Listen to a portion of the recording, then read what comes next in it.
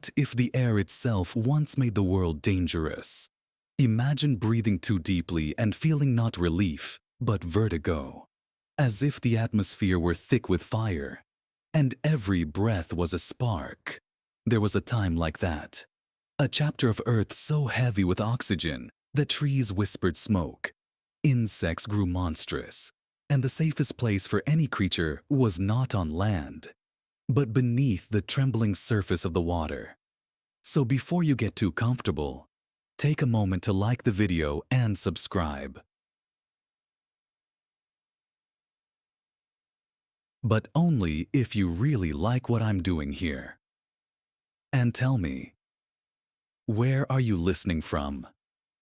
And what time is it there? The Carboniferous period began about 359 million years ago, but what it felt like cannot be measured in years.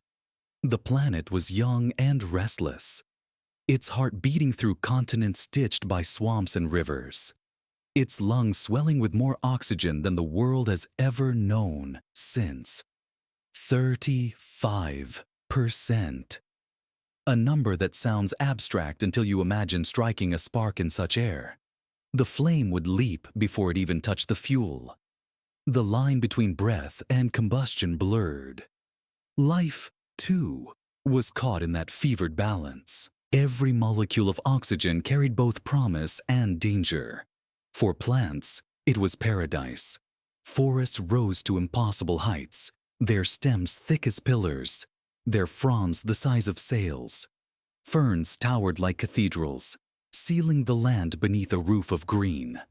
Beneath them, smaller plants formed carpets of spore and fiber, trapping moisture until the ground itself began to rot. The air shimmered with humidity, a world perpetually after the rain, glistening, fungal, alive. To live here was to live inside the breath of Earth itself. But for animals, it was both gift and curse. With so much oxygen, metabolism soared. Muscles swelled. Insects and arthropods expanded far beyond the limits we now believe nature allows. They did not merely grow larger, they grew possible in new ways. Imagine a dragonfly with a wingspan as wide as a crow's shadow, its compound eyes fracturing light into mosaics of gold and green. Picture a centipede 3 meters long, its armor glinting with oil as it moved through mud that swallowed footprints whole. The air gave them the energy to move endlessly, to hunt relentlessly. Yet in this abundance, something unsettling emerged. Fear. On land, every rustle might have been a predator, every vibration a warning. The forest was dense, visibility short, and sound deceiving. Echoes bounced between trunks like whispers in a cathedral. It was a world without stillness. Each living thing became both hunter and hunted. From above, the light was filtered, thin rays spilling through the canopy, catching the haze of spores and smoke. Beneath it, the ground steamed. The smell was a blend of sap, decay, and unseen death. This was the age before flowers, before bees, before the quiet order of later ecosystems. Everything here was raw design, improvisation.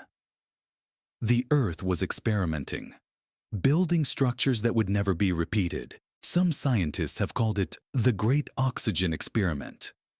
Others, more poetically, describe it as the first time the planet overbreathed, when its own respiration turned manic. Fire and life became indistinguishable forces. Trees fell and did not decompose. Their bodies stacked upon each other, buried in mud, compressed into the black veins of coal we now burn. In every ember of coal, there is still a trace of this world, a forest too vast to die completely. If we could stand there, we would not survive a single hour. The humidity would choke our lungs. The insects would swarm in waves.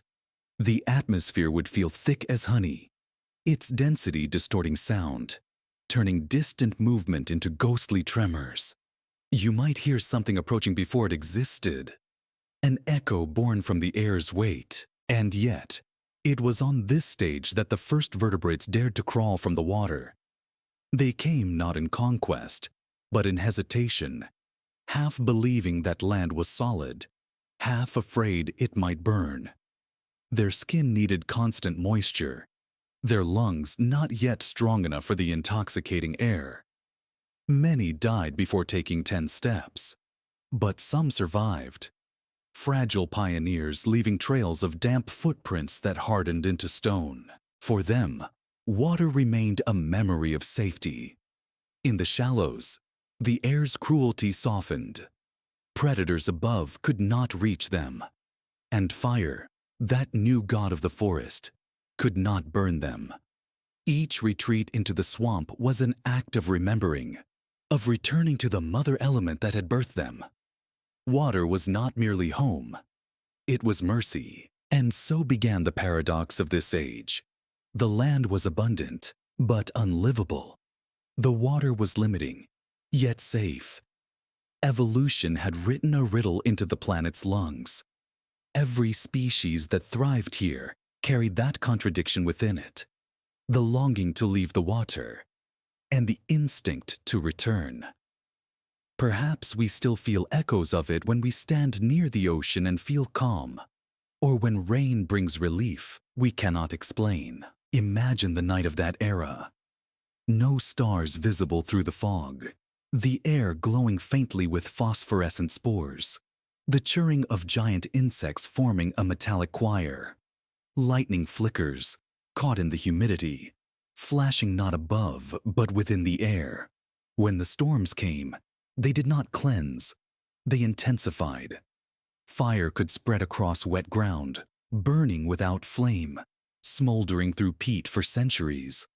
The land itself was unstable, pulsing between growth and destruction. What the Carboniferous teaches is not only about the origin of coal or the lineage of reptiles. It reveals how fragile equilibrium is, how even abundance, left unchecked, becomes its own disaster. Oxygen, the breath of life, nearly suffocated its own world. The creatures that endured learned restraint, thicker shells, slower hearts, a quietness that hid them from the blaze.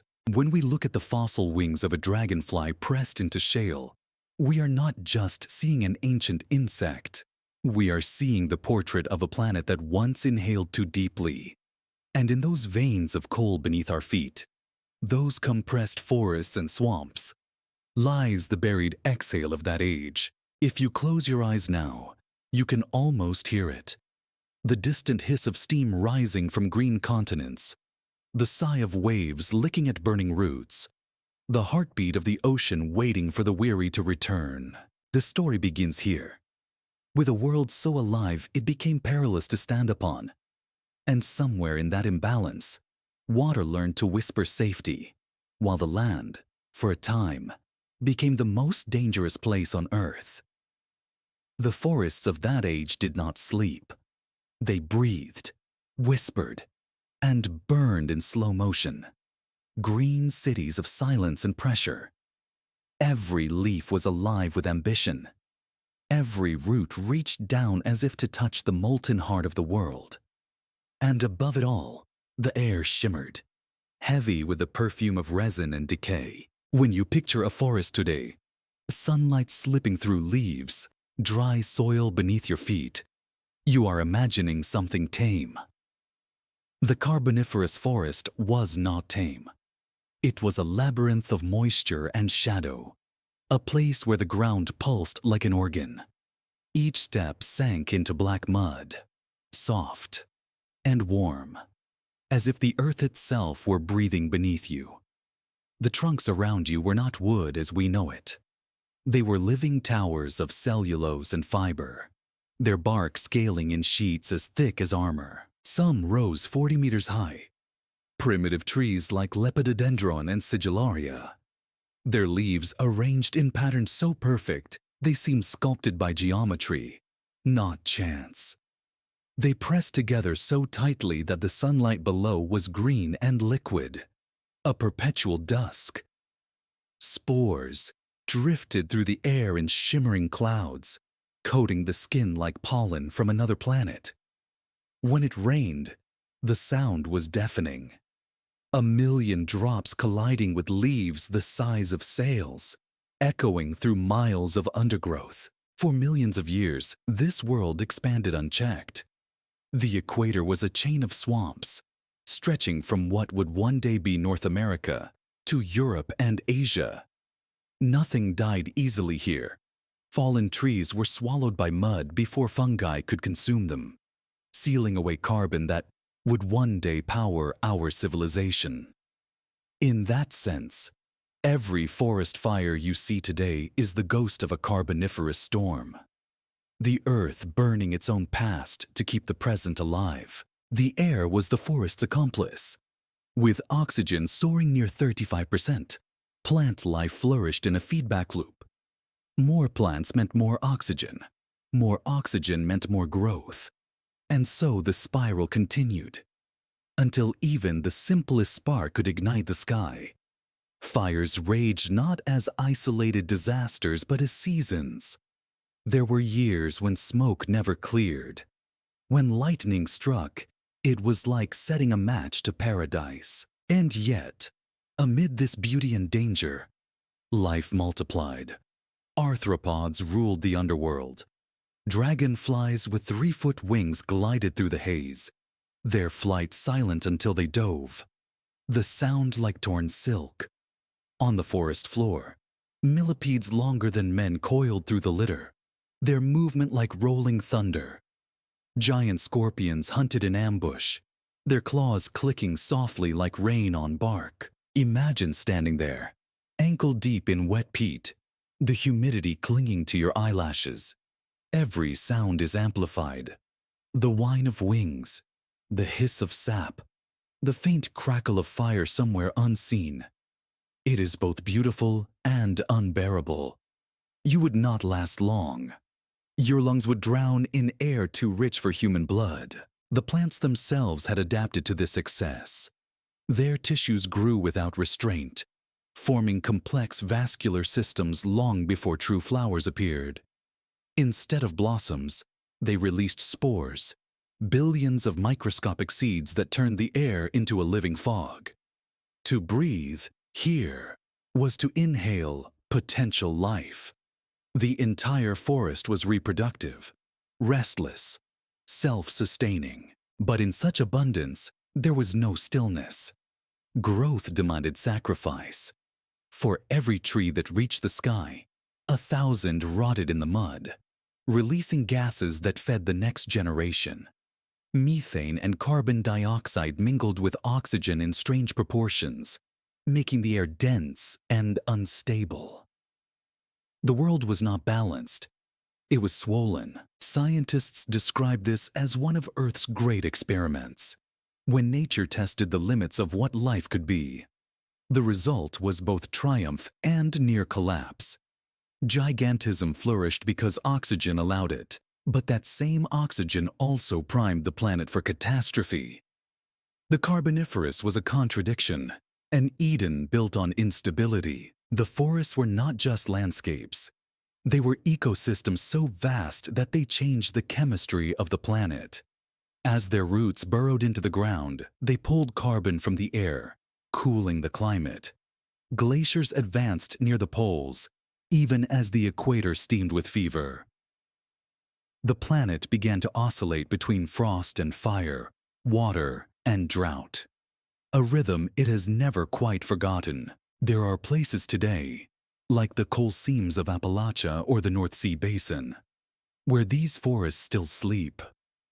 Press your ear to a piece of black coal, and you are hearing the silence of an entire era.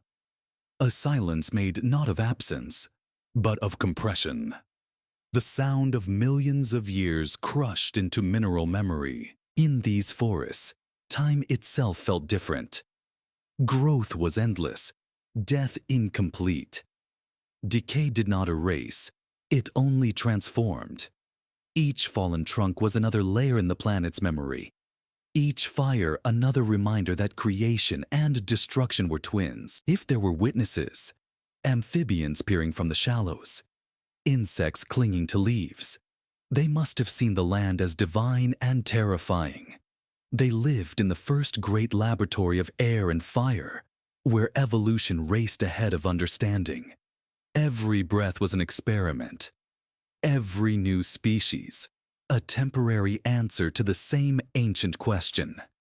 How much life can one world hold before it begins to collapse under its own abundance?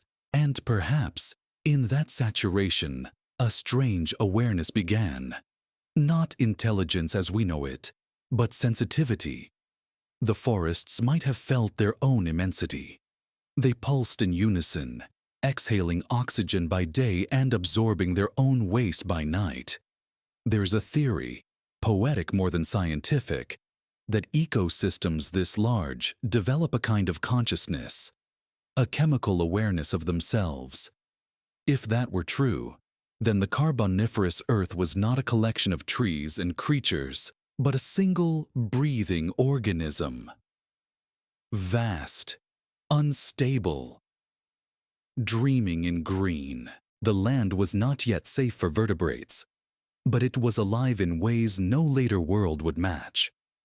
To walk through it was to step inside the planet's first cathedral, one built not of stone, but of stems and vapor. And beneath the noise of insects and thunder, the forest carried a deeper sound. The low hum of photosynthesis amplified across continents, a heartbeat made of chlorophyll and light. But nothing in nature grows forever. The very success of these forests would soon summon their undoing. Fire would become more frequent. The oxygen that made life magnificent would turn volatile. And in the spaces between flame and smoke, a strange refuge would begin to reveal itself. The water, cool and dark, where life first learned to hide. The story of the Carboniferous is not only about what thrived, but what endured. Those who sought safety would not find it among the roots or in the air, but in the places where the world's excess could not reach. The rivers, the swamps, the still ponds under the canopy. The next part of the story belongs to them, the ones who looked at the burning land and slipped silently beneath the surface, where for a time, water was the gentlest form of life.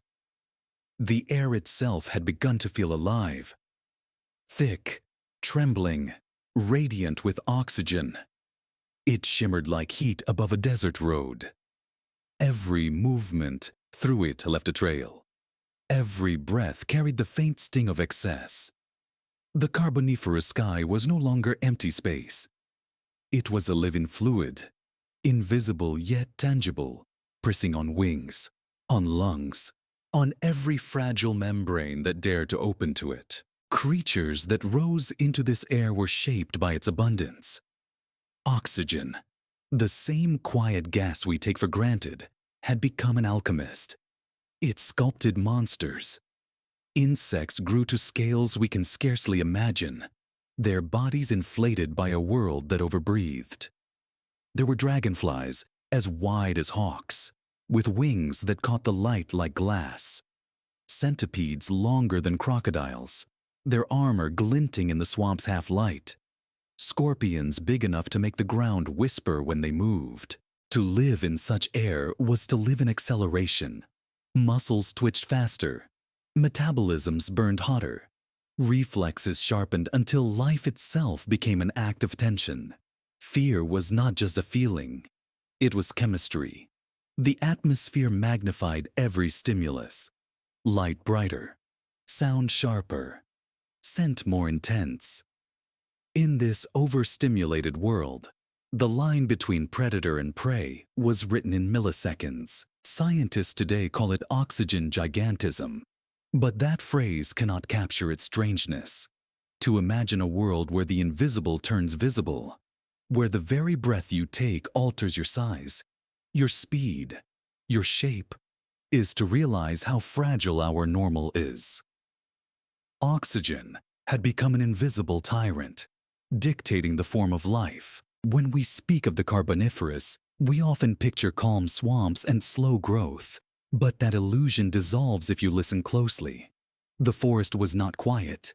It was electric. The air hummed with vibration. Wings thrummed overhead. Legs scraped against bark.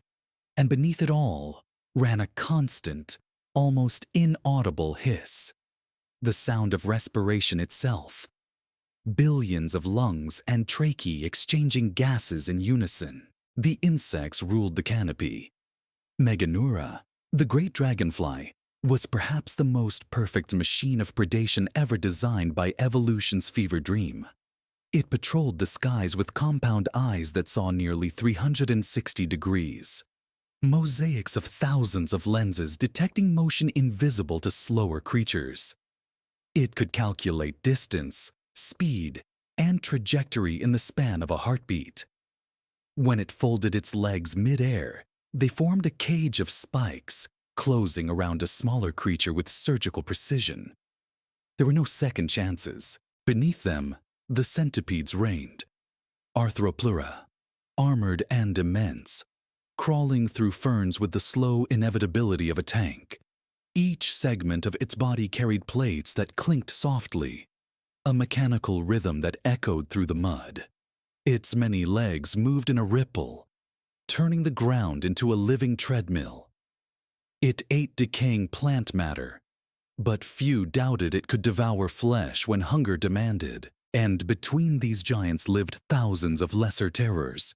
Spiders weaving silken traps as large as sails, millipedes coiling like serpents, amphibians clinging to damp logs with eyes wide and unblinking. Survival here was not measured in intelligence or strength, but in timing. To move too fast or too slow was to vanish into another stomach. The Carboniferous Era was a paradox. Too pure to breathe without danger, too rich to ignore. Oxygen, in abundance, becomes corrosive. It ages tissue, fuels fire, accelerates metabolism until bodies burn from within. The same molecule that allowed wings to grow enormous and hearts to beat faster also wore those creatures down. Their lives were short, frantic, incandescent. They lived like flames. In such conditions, fear evolved not as weakness, but as wisdom. To feel fear was to survive. The constant readiness to flee, to freeze, to hide. Those instincts trace their roots here. When your world is filled with sound and motion, when every leaf trembles with hidden movement, the ability to anticipate death is as vital as the ability to feed. Perhaps that is why even today, when a dragonfly darts by or a centipede scurries underfoot, something ancient stirs in us. A pulse quickens, muscles tighten. It is not disgust, it is memory. Deep time encoded in nerve endings. We are descendants of the creatures who learned to fear this world of over-breathing air and endless legs. Fear is our oldest inheritance. The forests were theaters of pursuit. Nothing stalked alone. Predators hunted in overlapping layers. Those on the ground, those in the air, those that waited at the water's edge. Each dimension of the swamp belonged to something. The dragonflies ruled above. The centipedes and scorpions commanded the soil. The amphibians clung to the boundaries between. Safety did not exist. Only shifting hierarchies of danger. To imagine this world is to imagine constant motion. Nothing rested. Even the wind was alive, carrying spores, ash, the smell of decay. Fire danced invisibly across peat. Thunderstorms formed not from cold fronts, but from the chemical fever of the planet itself. The very atmosphere was unstable, vibrating on the edge of ignition. And yet, in that volatility, life flourished. Evolution thrives on instability. Each fire cleared the way for new growth. Each extinction opened a niche for another experiment. The Carboniferous was not a stable paradise. but a proving ground. Every creature was a temporary answer to an unending question. How much oxygen can life endure before it burns itself out? Imagine standing on the shore of one of those ancient swamps. The air so dense you can feel it on your skin like fabric. Above you, dragonflies cut paths through the mist, their wings making a deep, rhythmic sound. A sound that could almost be mistaken for breathing. Somewhere behind you something moves, slow and deliberate. The faint metallic scrape of legs on bark. You turn, but there is nothing, only the ripple of ferns. Then, silence. A silence so complete it feels predatory. That silence is older than fear itself.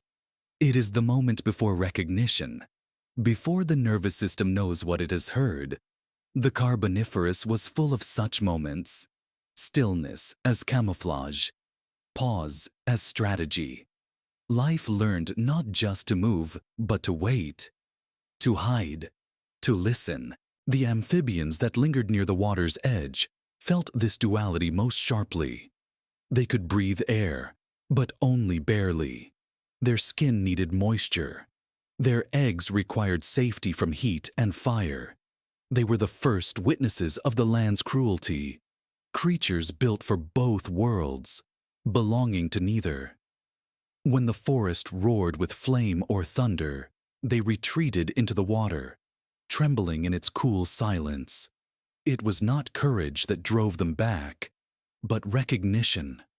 The land was alive in ways too violent to trust, so water became memory, the origin and the refuge. While the forest stretched upward in their fevered ambition, the ponds and swamps held something calmer, denser, slower. Life there was not measured in breathless moments, but in pulses, in ripples. The water absorbed the air's violence, softened it, dissolved it. It became the counterweight to the frenzy above. It is no wonder, then, that in the mythology of later ages, when life had evolved eyes to look backward, water would come to symbolize safety, cleansing, rebirth. We were shaped by a time when to step onto land was to enter danger, and to sink beneath the surface was to return to peace. The Carboniferous atmosphere eventually collapsed under its own generosity. The fires grew too frequent, the giants too heavy, the air too unstable to sustain its fever. But in that brief geological heartbeat, Earth performed one of its strangest miracles. A planet breathing too deeply, and life gasping to keep pace. For now, imagine that world still turning, its air trembling, its forests whispering with unseen movement. Somewhere, between root and cloud, a dragonfly hovers motionless, ancient, eternal, aware only of the endless air that made it both beautiful and doomed. And beneath that sky, in the dim water that reflected it, the first vertebrates waited, listening for the moment when the air would quiet enough to let them rise again. The ground was never still. It shifted, sighed, and crawled with intention.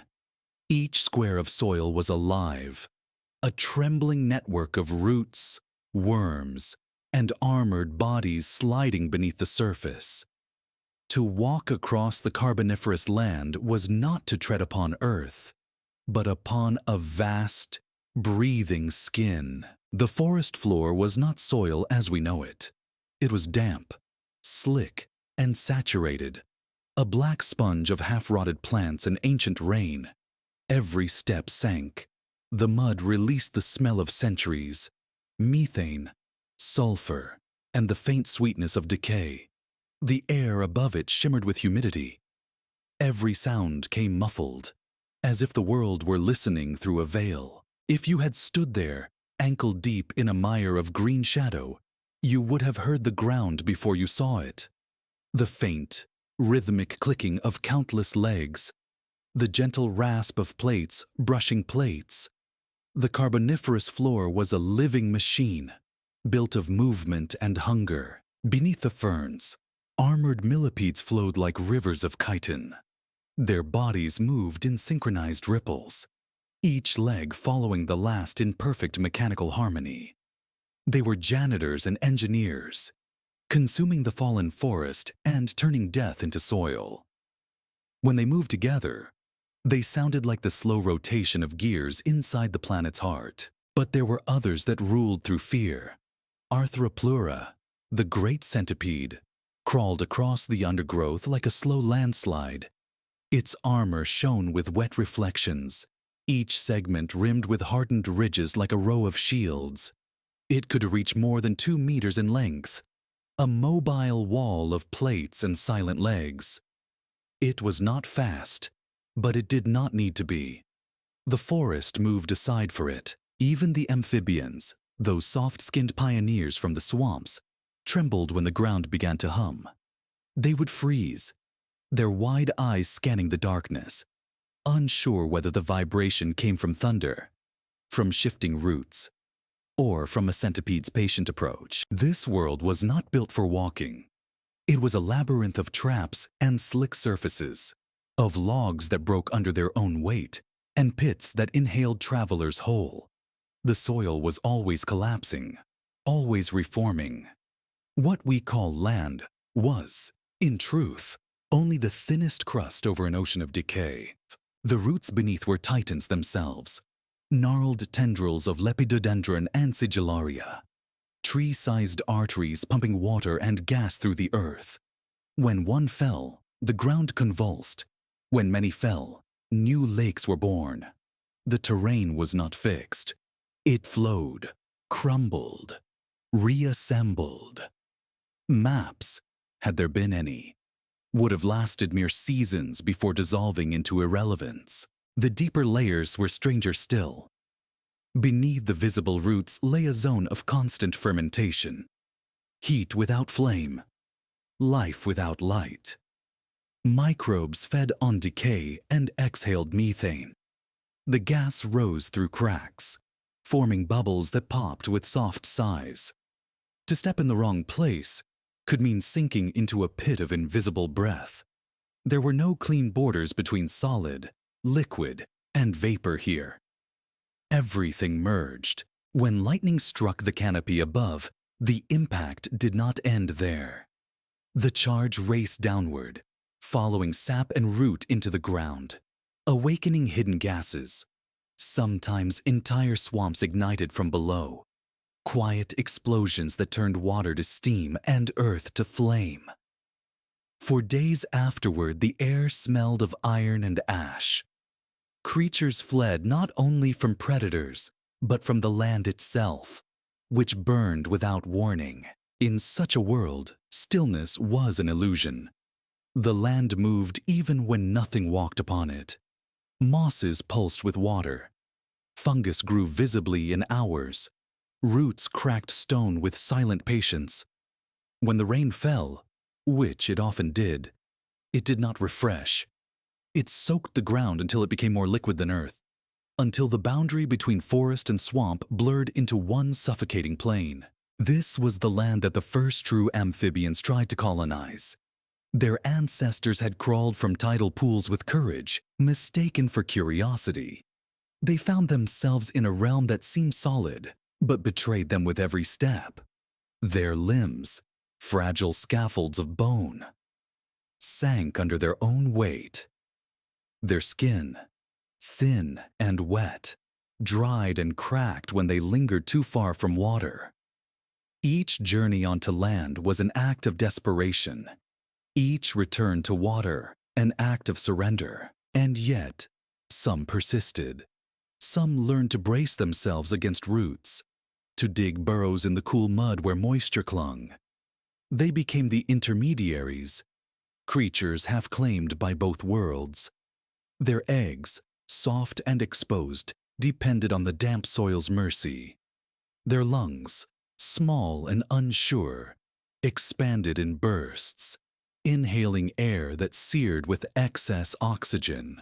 Imagine one of them now, crouched at the edge of a dark pool, eyes half above, half below the surface. The world it sees above is chaos. insects wheeling through haze, the canopy glowing with slow fire. Below, the world is still, green, dim. The reflection between the two worlds ripples with each breath. It is as if evolution itself were hesitating, unable to decide which realm to choose. The ground was both cradle and grave. Every creature that dared step upon it added another layer to its sediment. Bones dissolving into minerals, skin pressed into rock. The Carboniferous forest was burying its inhabitants as fast as it birthed them, sealing them into the coal that would one day heat human cities. The land was not a stage for life, but a collaborator in its undoing. Even sound betrayed its strangeness. The ground carried vibrations farther than the air, amplifying the language of footsteps. For predators, it was an advantage. For prey, a curse. To survive meant learning to move in silence, to make one's rhythm indistinguishable from the rain. Those who failed left only impressions, footprints preserved in silt, frozen in the act of fleeing. Somewhere in those ancient layers, we can still find them. Trails that begin abruptly, then vanish mid-stride. A creature was running perhaps, or simply walking, and then the earth opened, or a predator struck, or fire found the root it needed. The record stops. The silence begins. The land remembers none of it. It keeps only shapes, not stories. The fossils lie pressed together, unrecognizable in their compression. Insects folded into ferns. Amphibians sealed beside roots. The living and the dead indistinguishable in coal.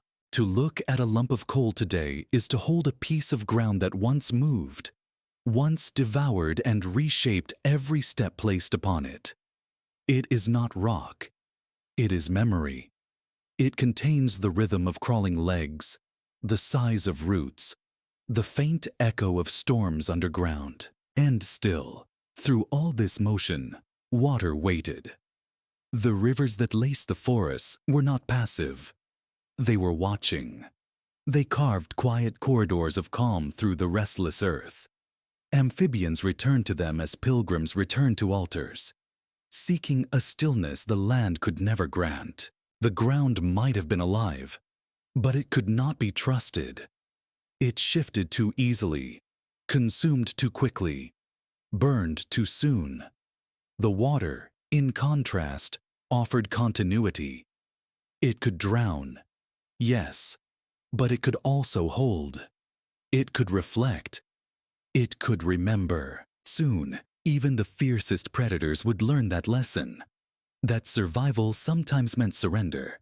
That safety was found not in the conquest of land, but in retreat to the dark quiet below it. Because beneath the surface, where the vibrations faded and the soil dissolved into cool liquid, the world stopped trembling.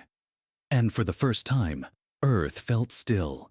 Above the endless forests, where the ferns and club mosses brushed the heavy air, the sky was a restless mirror. Glimmering, fractured, alive with movement. The canopy formed the ceiling of a world already crowded, yet another kingdom began above it. A kingdom of glass wings and thunderous silence. The air here was dense enough to bear dreams. Every wingbeat echoed. Every glint of light through the mist could be predator or prey. The sky was not blue, but greenish-gray, colored by spores and vapor rising from the forest. The sun filtered through it like light through deep water. To live in that air was to swim through radiance. In this world, insects ruled. Meganeura, the dragonfly large enough to cast shadows the size of birds, hovered between trunks, its wings tracing invisible circles of wind. Each membrane was a masterpiece of engineering, veined with patterns that caught light like stained glass. Its flight was not frantic, but deliberate, a slow ballet of dominance. When it moved, the forest below held its breath. To understand what this meant, Imagine standing waist-deep in fog, watching something glide through it without effort, soundless until it chose not to be. The wings could hum with a resonance that rattled bark and leaves. The forest canopy was not just shelter. It was an acoustic chamber. The beat of wings rolled through it like thunder through a cathedral. For smaller creatures, the sky was both road and trap. The dense oxygen made flight easier, but also deadlier.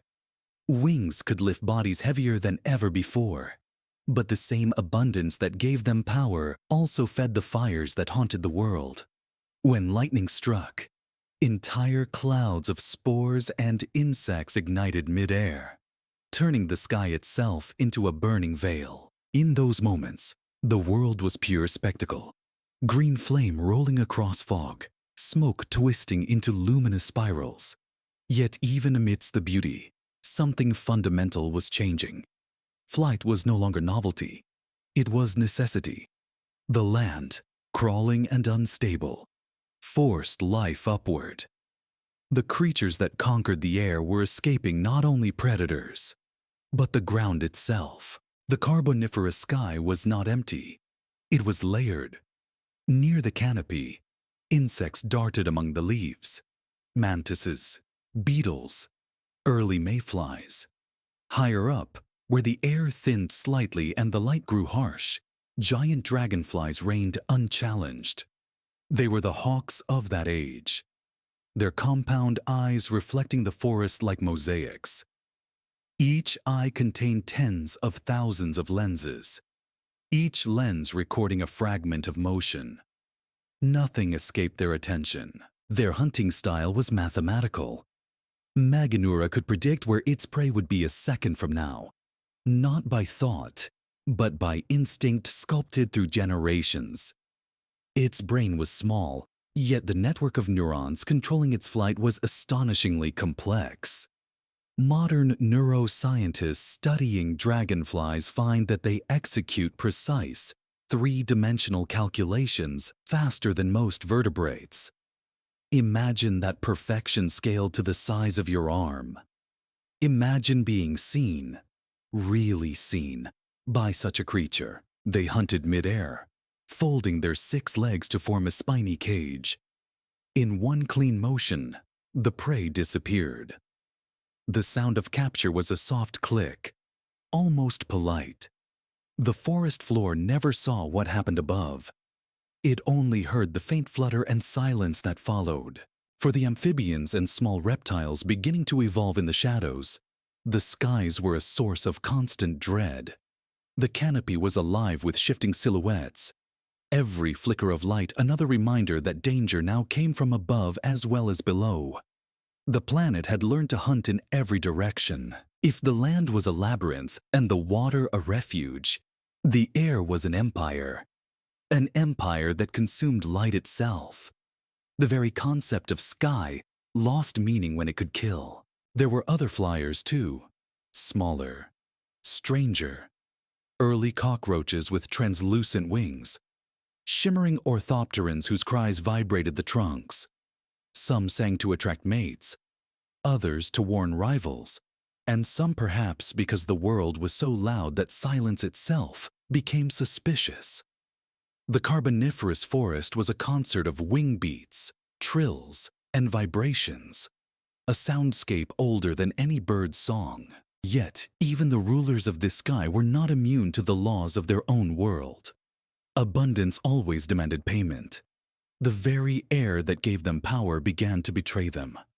Oxygen burns as much as it nourishes. It corrodes. The dragonfly's wings, delicate as glass, required constant repair.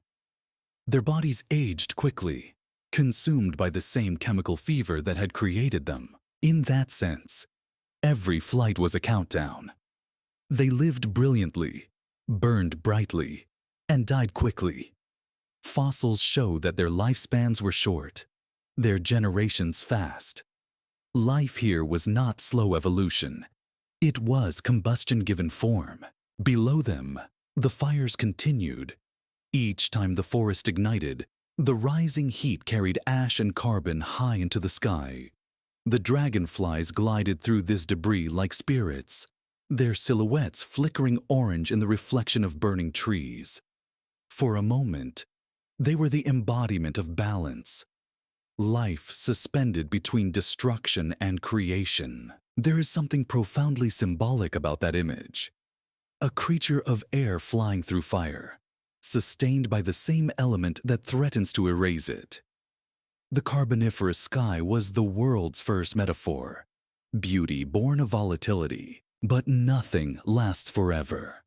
The great flyers depended on the density of that oxygen-rich atmosphere, and when the balance began to shift, when the fires became too frequent and the forests too charred to renew, the air thinned. Each generation found flight a little harder. The giants dwindled. By the end of the Carboniferous, the sky grew quieter. Still, the memory remained. Evolution rarely forgets. The descendants of those glass-winged rulers would become smaller, subtler, but the blueprint endured. The precision of modern dragonflies, their impossible agility, their thousand-eyed vigilance, all of it is inheritance.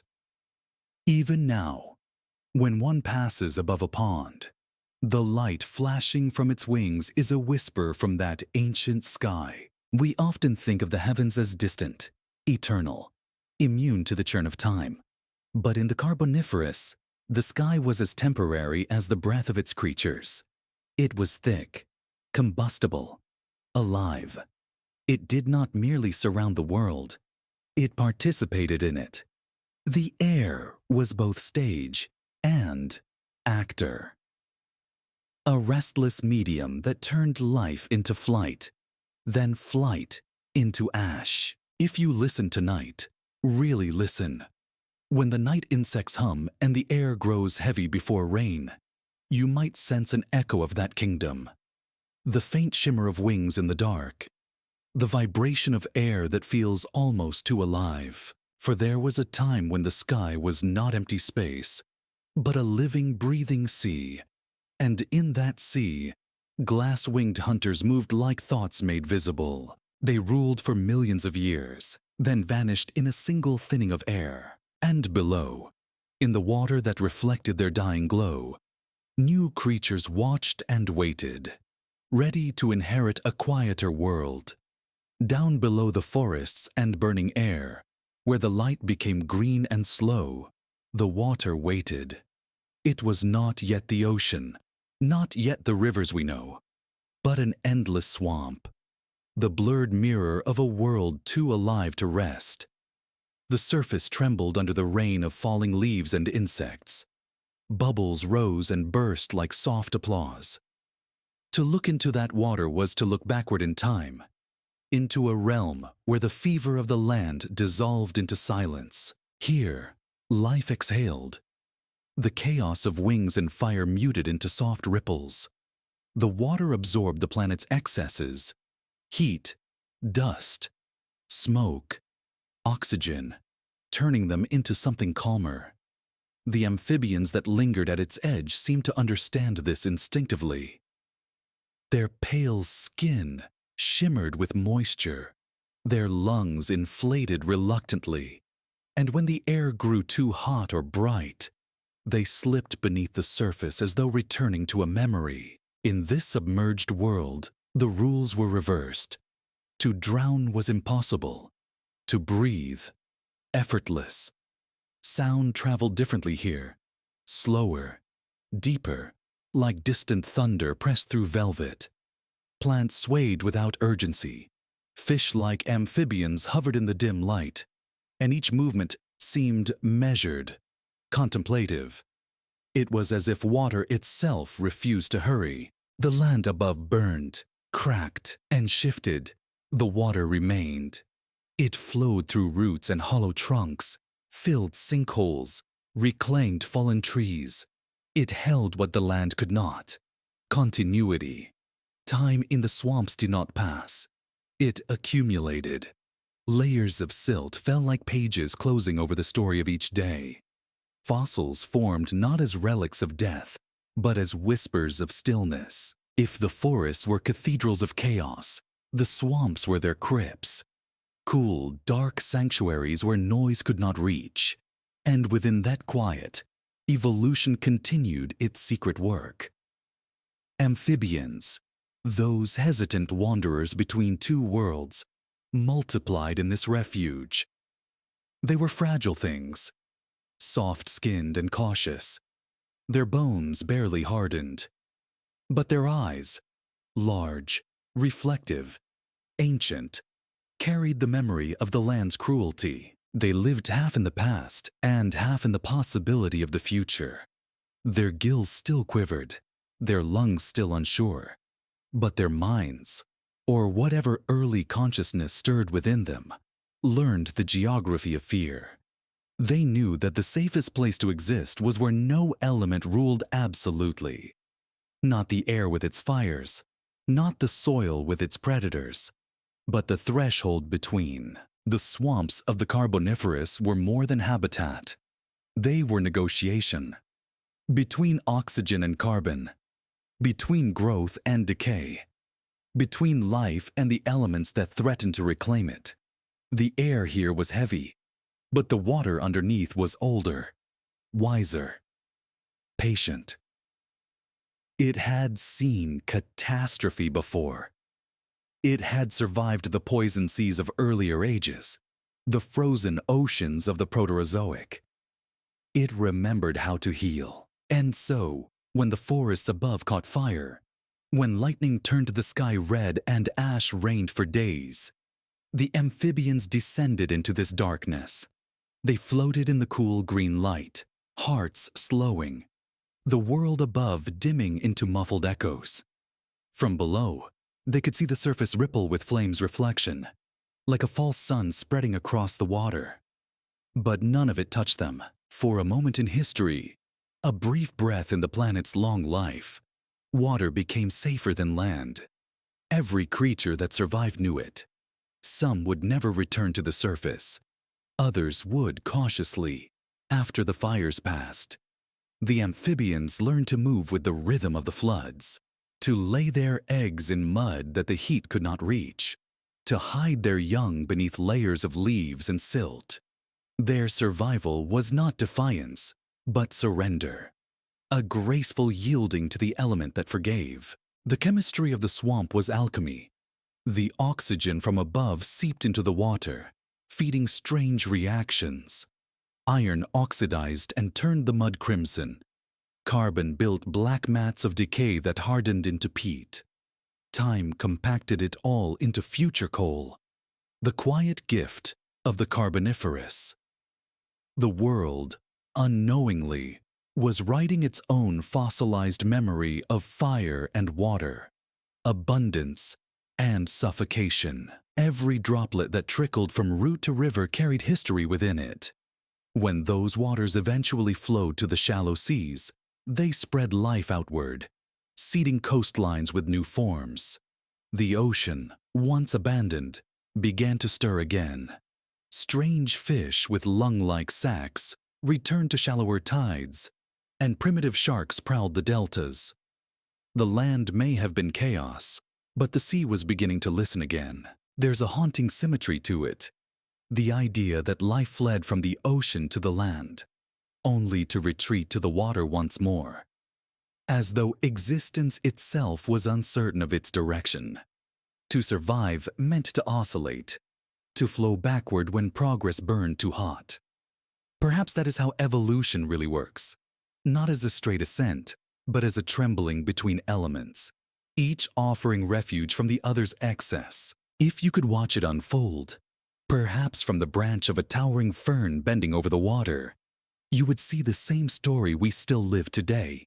The desperate search for equilibrium, fire above, coolness below, breath and stillness, ambition and surrender. The amphibians were not weak. They were wise. They were the first philosophers of survival, teaching the world that progress without rest becomes extinction. At night, when the fires died and the smoke cleared, the swamp glowed with its own light. Bioluminescent fungi pulsed faintly on rotting logs, and the eyes of amphibians shimmered like small lanterns. The surface of the water mirrored the faint outlines of constellations. Though the stars themselves were veiled by haze, their reflections persisted. Perhaps that was the first poetry of Earth. Stars living more clearly in water than in sky. We think of water as passive, but in truth, it is the planet's oldest memory. It holds everything that has ever fallen into it: ash, bone, seed, sky, and returns nothing unchanged. It dissolves even history, erasing edges until only essence remains. That is what made it safe. Not its gentleness, but its ability to absorb.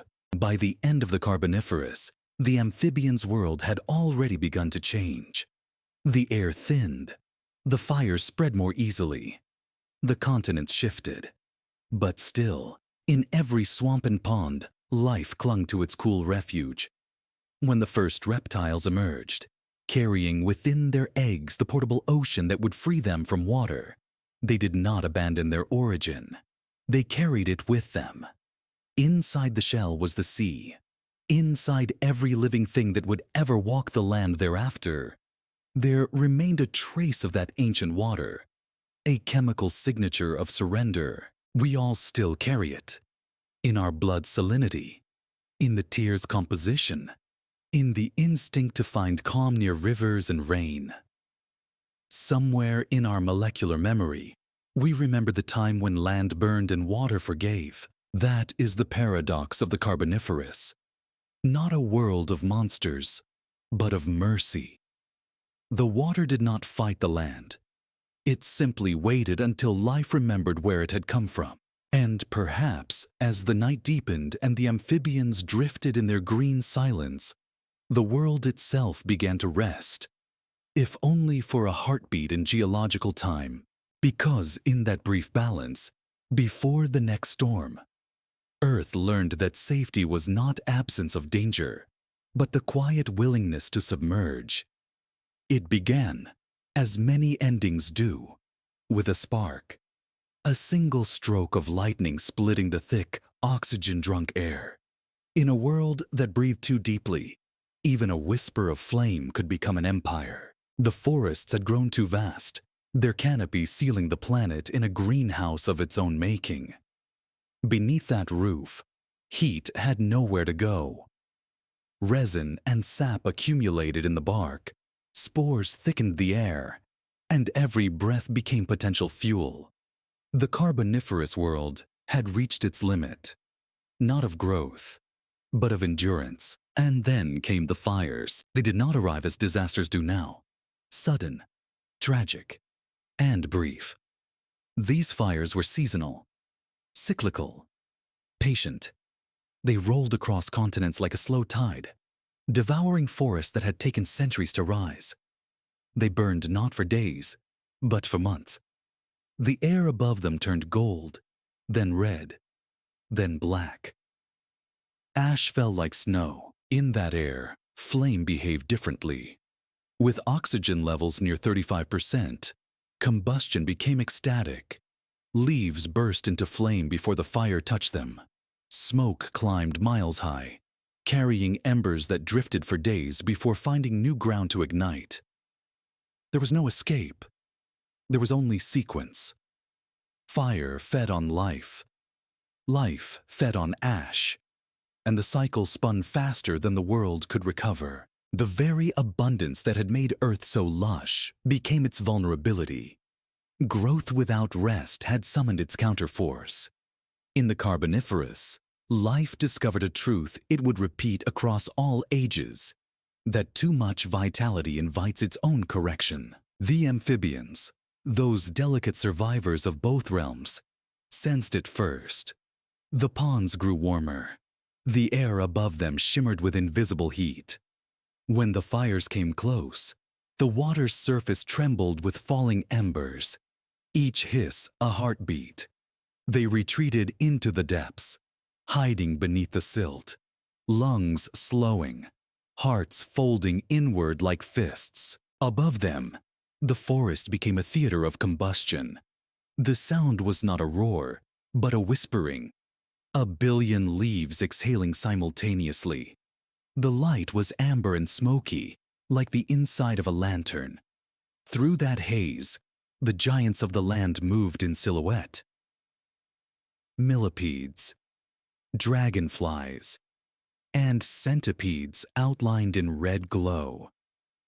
The air crackled around them, dry and electric. Even predators fled. Fire was the only hunter that ruled without opposition. The flames consumed not only matter but meaning.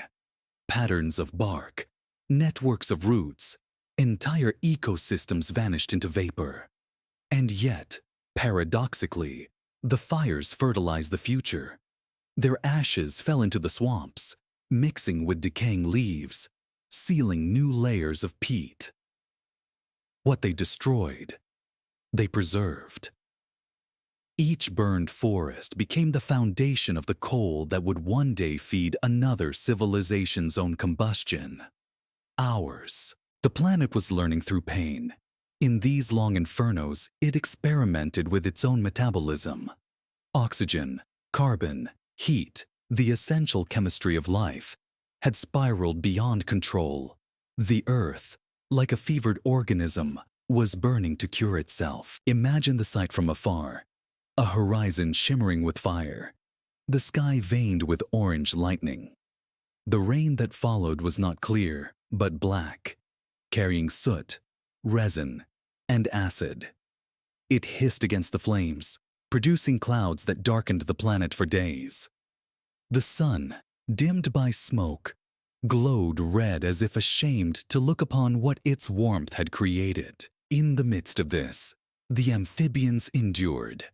In the swamps, where water absorbed the worst of the heat, they lay buried in cool mud. Some suffocated, others adapted. Their lungs strengthened, their skin thickened. Evolution pressed against them like heat itself, shaping new designs out of desperation. The first hints of the reptiles to be appeared. Creatures whose eggs carried their own water, their own safety. It was as if the planet, tired of oscillation, sought to make life portable again. The fires were sculptors. They erased excess, carving balance out of chaos. Each inferno was both ending and rehearsal, a cleansing that reminded the world of limits. Where flames passed, forests would regrow with new restraint. Plants evolved tougher bark, moisture tissues, strategies for rebirth after destruction. The planet was not dying. It was editing. But for those who lived within it, the editing felt like apocalypse. The great dragonflies no longer ruled the sky so easily. The thick smoke dulled their vision. The heat distorted air currents. Their wings, once instruments of perfection, tore in the turbulence. They fled upward, seeking clearer air, only to find thinner oxygen. The higher they went, the more fragile they became. The empire of wings was collapsing. On the ground, the centipedes and scorpions retreated into cracks, the fire following like a shadow. The soil itself ignited, peat and root burning from below. Fire and earth merged, indistinguishable. There were places where the ground smoldered for centuries, slow and unseen, consuming layers of history. And yet, in this devastation, the swamps thrived. Their waters turned black with ash, but teemed with nutrients. After each fire, life returned more fiercely. The amphibians crawled back to the surface, blinking into the red twilight. They breathed the smoke-filled air and found it thinner. For the first time in millions of years, the oxygen had begun to decline. The fires had consumed too much. The planet had exhaled. It is strange to think that catastrophe saved them. As oxygen levels fell, the great arthropods began to die out. Their massive bodies, once fueled by abundance, could no longer sustain themselves. The age of giants was ending. In the ashes of that fall, smaller creatures took their place. Quicker, subtler, more balanced. Evolution, like flame, favored those who could adapt quickly. The fires, though devastating, were teachers. They taught the world humility. They reminded the air that it could not burn forever, the trees that they could not rise endlessly, the animals that they could not dominate without consequence. Even the earth itself seemed to pause after each wave of flame, as if catching its breath. Perhaps this is why ancient myths, written eons later, would always link fire to purification. Somewhere in the deep strata of memory, every living thing remembers this lesson, that destruction, if endured, becomes renewal. That fire, too, is a form of mercy. Imagine the silence after. The forest blackened, the smoke rising in slow columns, the light filtered through haze. Amphibians crawl onto the ashen ground, their footprints soft and temporary. The air is cooler now. The wind carries the scent of charcoal and rain. In that moment, for the first time in centuries, there is balance. The water still waits nearby, dark, unburned, unchanged. The amphibians glance back toward it, then forward into the steaming horizon. Behind them lies survival. Before them, possibility. The land, though scarred, begins to whisper its invitation again. The Carboniferous world, through its flames, had learned moderation.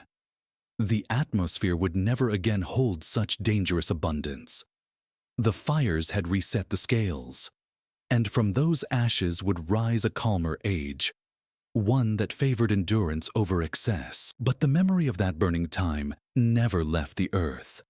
It lingers in every forest fire today, in every coal ember that glows beneath our cities, in every spark that leaps from friction to flame. The Carboniferous taught the planet to breathe more carefully, and as the last embers cooled, the amphibians emerged once more, scarred, wiser, carrying in their damp hearts the lesson of restraint. They looked upon the smoldering land, at the trees turning to silhouettes in the mist, and perhaps, in whatever primitive way they could, they understood. The fire had not come to destroy them. It had come to teach the living how to survive their own abundance. When the fires dimmed and the air cooled, the forest tried to return. But it did not come back the same. The Carboniferous world had been reshaped, not by evolution alone, but by fear. What emerged after the flames was quieter, darker, and more intricate. The giants of the land were fading, their vast bodies unsustainable in the thinning air. In their place came creatures that thrived in the shadows, those who built their power from stillness and patience. It was the age of the web. The new forests were not made of towering trees and endless sunlight, but of layered dimness. Charred trunks sprouted mosses and fungi. Fallen logs became bridges for creeping legs. The air, though cooler, remained heavy. Mist clung to everything, and in that moisture, fine threads began to appear, invisible at first, then silver when caught by the dawn. They stretched from root to root, trunk to trunk, across gaps where leaves once whispered. Each thread was both structure and strategy. The forest was rebuilding itself not vertically, but horizontally, a vast net of silk and instinct.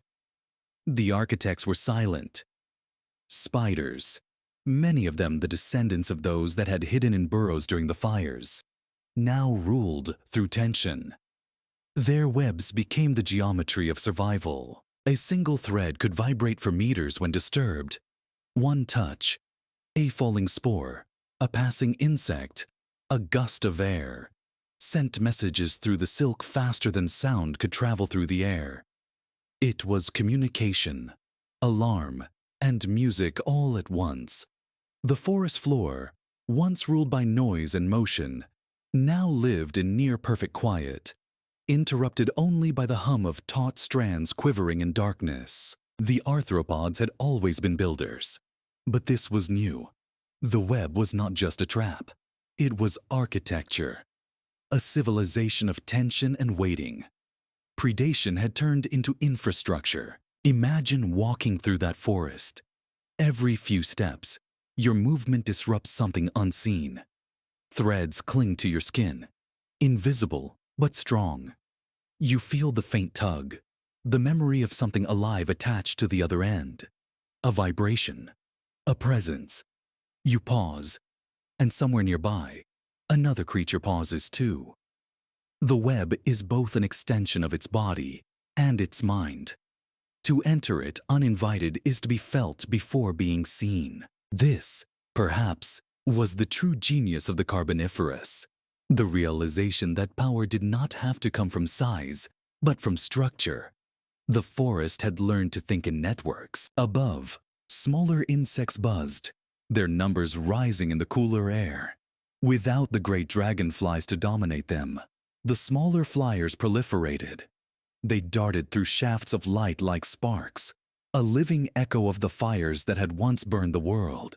Each movement risked entrapment. The web's architects waited patiently, their bodies perfectly still, their eyes, 8 or more, reflecting the dim glow of fungal light. When something touched the silk, the response was instant. There was no sound, no warning, only motion too fast for human eyes to follow. A blur, a tremor, then stillness again. The prey dissolved into the structure that caught it. Energy recycled, quietly, efficiently. The forest itself became an organism of webs and decay, roots and whispers. Moss covered bones, ash turned to soil. Silk tied it all together. The great predators of the Carboniferous had needed muscle and armor. The new ones needed only patience and geometry. It was a transformation not of extinction, but of philosophy. The planet had burned, and from its ashes it had chosen subtlety over strength. Fire had forced humility upon life, and now life adapted. The insects, once symbols of chaos, became artisans. Webs were not random. They were equations spun in instinct, reflecting patterns of light, pressure, and airflow. In some ways, they were the first architecture of consciousness. Designs drawn without mind, but guided by something deeper. The more we study those webs today, the more they resemble the maps of neurons. Networks firing across a membrane of silence. Perhaps it is coincidence. Perhaps not. The Carboniferous was the Earth's great experiment in interconnection. Roots beneath, webs above, rivers between. The Fuansai.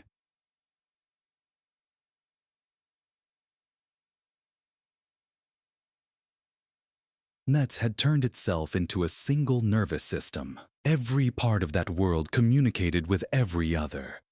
The roots felt the tremors of crawling millipedes. The air carried the vibration of wings. The webs caught it all and translated it into rhythm. To stand there, surrounded by this invisible infrastructure, was to stand inside a mind. And yet, beauty always shadows terror. The web was also a weapon.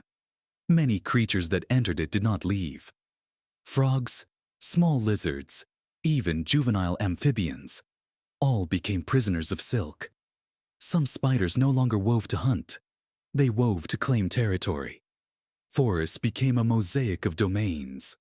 Unseen kingdoms marked by invisible walls. The amphibians, cautious as ever, learned to sense the faint shimmer of silk in the light. They avoided it, slipping through gaps, hiding in water where the threads could not survive. But even there, the concept of the web followed them. Algae formed filamentous tangles beneath the surface. Roots spread downward in lattice-like patterns. There was no escaping the architecture of entanglement. In that era, the web became the planet's defining metaphor. Everything was connected, everything dependent. The fires had taught separation. The webs restored unity. Balance, for a time, returned. But unity can breed new danger. With everything linked, collapse became contagious.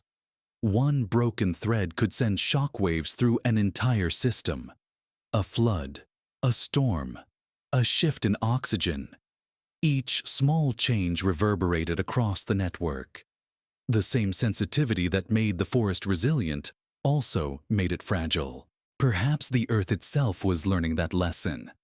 Connection is strength, but also vulnerability. The Carboniferous had moved from abundance to combustion, from combustion to complexity. Each step forward made it both wiser and more unstable. At night, under the dim light of bioluminescent fungi, the forest shimmered like a net of stars. Dew gathered on every strand, catching the faintest glow. The webs gleamed as if constellations had descended to the ground. The planet looked upward and downward at once, sky mirrored by silk. Somewhere in that silence, a spider waited, perfectly still. Above it, a dragonfly the size of a sparrow drifted through the air, unaware of the invisible trap below. The web quivered once, twice, and then stilled again. Balance, briefly, restored. This is how life moved on. By tension, by patience, by the quiet mastery of interconnection. The fire had burned away the noise, and what remained was structure. Invisible, resilient, beautiful, and dangerous. The web became both memory and prophecy.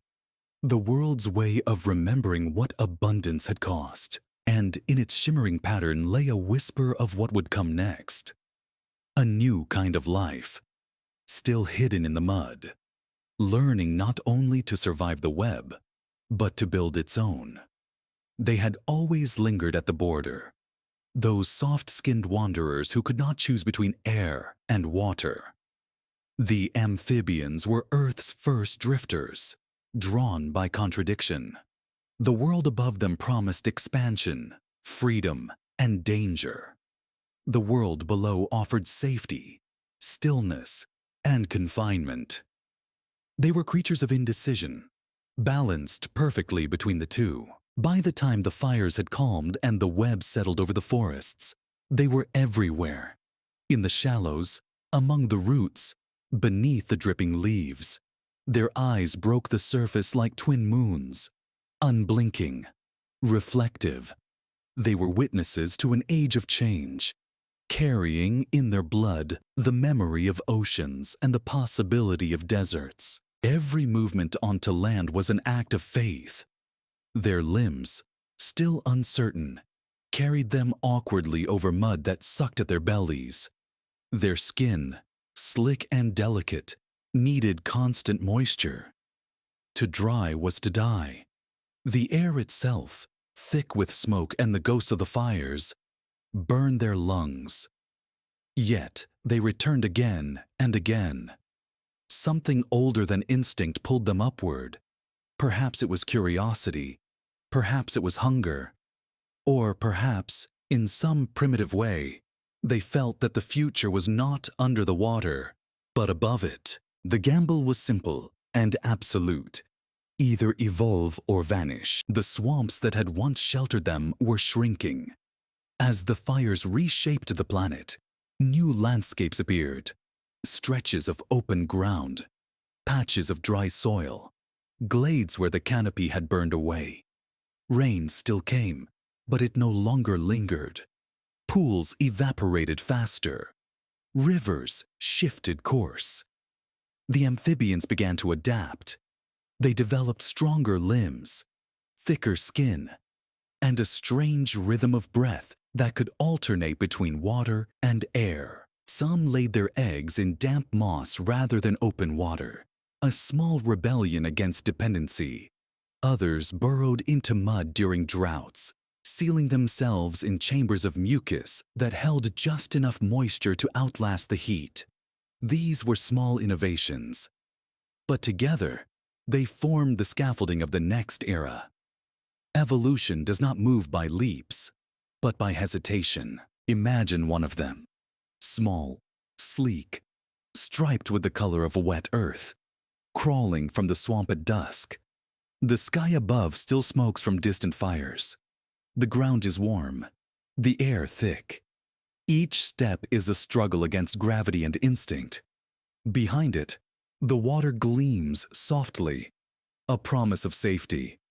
Ahead, the land stretches in quiet menace, and yet it moves forward. It pauses often, gasping, then continues.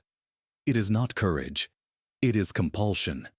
The world is testing its resolve. When night falls, dew gathers on the leaves. The amphibian stops to breathe through its skin, absorbing the moisture as if drinking from the air itself. Its heartbeat slows. The stars above, faint, hazy, shimmer in the canopy. For a moment, the world seems still. Then, from the darkness, something moves, a shadow among shadows. A centipede, perhaps, or a small reptile, newly evolved from the same lineage, its scales reflecting the dim light. The amphibian freezes. Instinct takes over. It slips silently into a nearby pool, vanishing beneath the reflection. The ripple fades. The predator hesitates, tasting the air, then retreats. For now, the water remains faithful, but safety would not last forever. The world was shifting again. As oxygen levels fell and climates cooled, the amphibians found themselves trapped between necessity and danger. They needed the land to hunt insects, but they needed water to survive. Many species vanished in this contradiction. Others pushed the boundaries further. They began to develop eggs with thicker membranes. Not yet the hard shells of reptiles, but a step closer.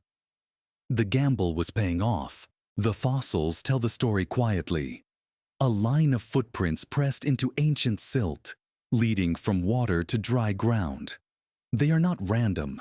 They are deliberate. Each print shows a creature moving forward, steady, measured, uncertain, but unstoppable. The tracks end where the sediment changes, from soft mud to coarse sand. No return prints follow. It never went back. That moment, captured forever in rock, marks one of the most profound transitions in the history of life. It is not dramatic, not cinematic, just a small animal, walking. Yet within that act lies the seed of every creature that would later walk, run, or fly. The amphibian's gamble was the blueprint of ambition, and still, the fear of water never left us. Nor did the comfort.